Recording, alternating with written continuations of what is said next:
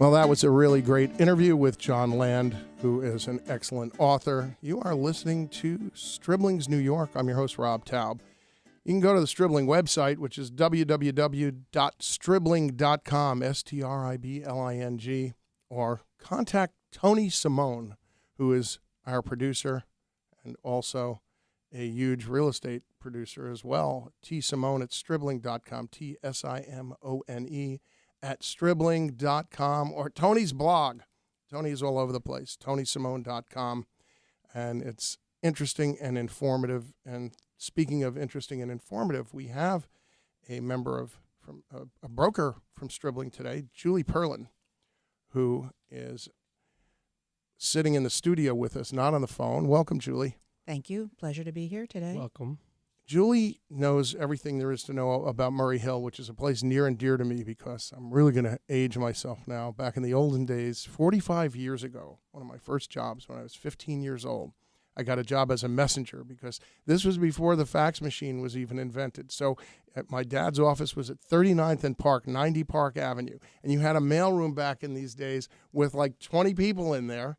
And this was my summer job. They'd be like, you need to take this letter down to 15 Wall Street, and you'd get on the subway and run it down because you couldn't fax it, you couldn't email anything, and if somebody needed something and it had to be signed, that's how it was done. And the office was in Murray Hill, and that became my big go-to place in New York City, and I loved the neighborhood because you're surrounded by great skyscrapers like the Shannon Building or 90 Park Avenue, but then right across the street there were these beautiful old pre-war buildings and great brownstones. In fact, I believe Abraham Lincoln's family even owned a brownstone there. Julie, tell me about Murray Hill. Well, Murray Hill is one of those neighborhoods that I think you should walk through and stop and smell the roses. It's a little historic enclave, and a lot of people just kind of fly around it and don't realize there is a stock of magnificent turn-of-the-century brownstones that have all been landmarked. It's actually a quiet residential enclave where there are actually standards as to how high a developer can build, so there's not a lot of new development in the historic district.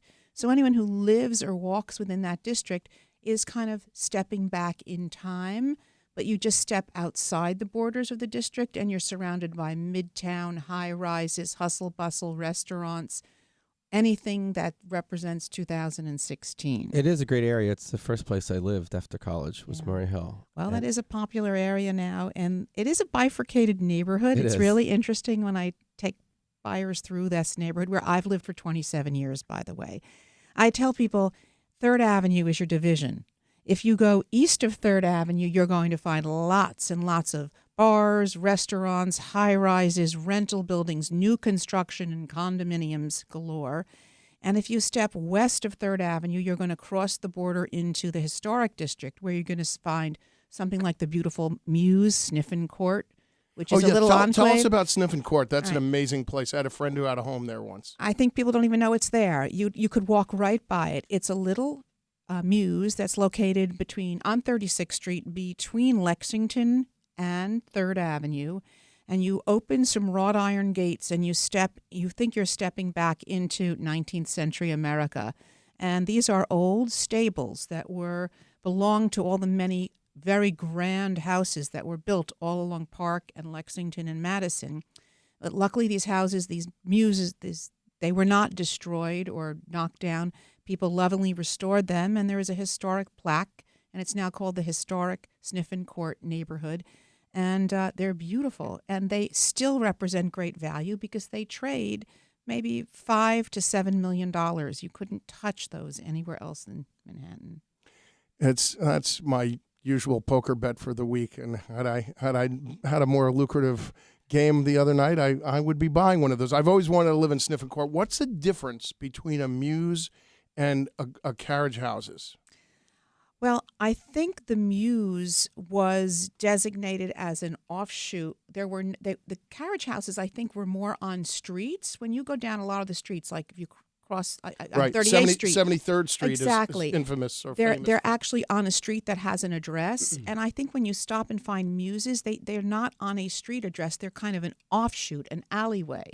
And I think that's why it's called a Muse. I mean, so then you took your horses and carriages kind of off the street and into more Exactly. secluded area. That Right. makes sense. But I haven't seen any horses or buggies in the neighborhood. at all. Not in a while. No. Well, that's another thing that's so interesting to me about Murray Hill.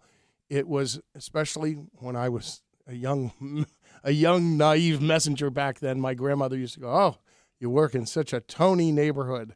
That and Sutton Place, where those were the places to live back then, and I still think they're just as great now. So, what happened, and how can people take advantage of Murray Hill?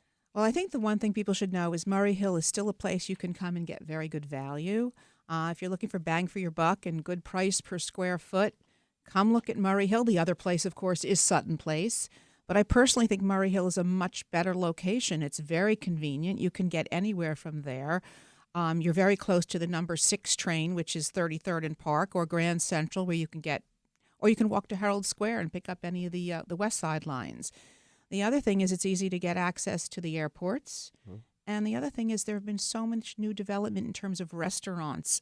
Everything is opening up on Park Avenue South and Madison, just south of 34th Street, that you can walk to the finest dining in Manhattan now.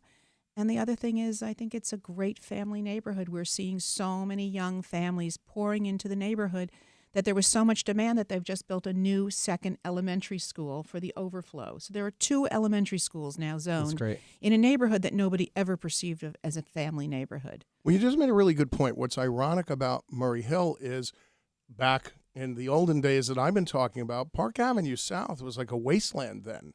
There, the Belmore coffee shop was the nicest restaurant there, which is where and they had taxi stands then. You could park there and go, and the taxi drivers ate there. But now you have the best dining in New York. There are lots of hotels on Park Avenue South. It's filled with new condominiums, and you can walk right there from Murray Hill, so it should make it an even more palatable place to live. The anchor for all that, I think, was when the Gansevoort broke ground back in 2007, I think it was, and suddenly people began to notice there were a lot of what you're going to call B-tier office buildings, prime for conversion. And now if you just walk south of 34th Street on Madison or Park, it's one after another. Developers are getting their hands on these old buildings and converting them into phenomenal new condo construction. Of course, now you'll pay very hefty prices, much more than you would have 10 years ago. But they have all the fancy amenities, like the ones all the way downtown. Yeah, they're doing everything. I mean, there's just a new one I took some people to see. It's 8890 Lexington, which is considered now really hot. It used to be kind of a nowhere land, but now they're saying it's the intersection of Nomad, Murray Hill, and Gramercy Park. Just put those buzzwords together and your price per square foot goes up. And they've combined a pre-war building and a post-war building into one huge development. They just started selling them recently. And the prices per square, they're getting in there, they're now getting for one bedrooms $2 million, which was unheard of in that neighborhood 6-7 years ago. Well, now to change gears a little bit away from this regular apartments and condos, in Murray Hill, there are beautiful brownstones. I mentioned the Abe Lincoln brownstone. Yes. I don't know if that's an urban legend or not, but I believe there are a lot of historic plaques up there. The Williams Club and the Cornell Club are both in Murray Hill. Comparatively, compared to the Upper East Side, which is becoming crazy to try and buy a brownstone there. I mean, you're talking a lot of money. What can you buy a brownstone for in Murray Hill? There are a couple little brownstones that are right now located between Park and Lex. They're small. Some of them are tiny. Some of them might be only 2,800 square feet or maybe 3,000 square feet. But you can still pick up a beautifully architecturally significant building filled with a lot of charming pre-war detail and a nice backyard, and you can still get them for $4 or $5, maybe $6 million. You wouldn't be able to touch any of the ones uptown that are of comparable vintage and structurally significant. They are landmarked now, so that does affect a lot of what you can do with the facades. But that's one of the things that's kept the neighborhood, the scale of the neighborhood, very appealing, is the fact that it has been landmarked from 35th, 36th, 37th, 38th, all the way blocks ranging from Madison all the way down to 3rd. It's not a pure block. It's, it moves in and out of the different buildings, but it's kept it downsized. You have some beautiful homes, I see, for sale. Right now, I would say right now I have 11 listings for sale within the Murray Hill community. They range from a studio for $499. Doesn't that sound like a wonderful opportunity? Yes. And that's in a post-war building, and it has great views because you're overlooking the historic district. And I actually just closed in a Stanford White mansion at 23 Park Avenue. Beautiful. It used to be the Advertising Club. I closed on a penthouse duplex there for $4.5 million. Somebody wanted that classic kind of construction, and they bought the top 2 floors.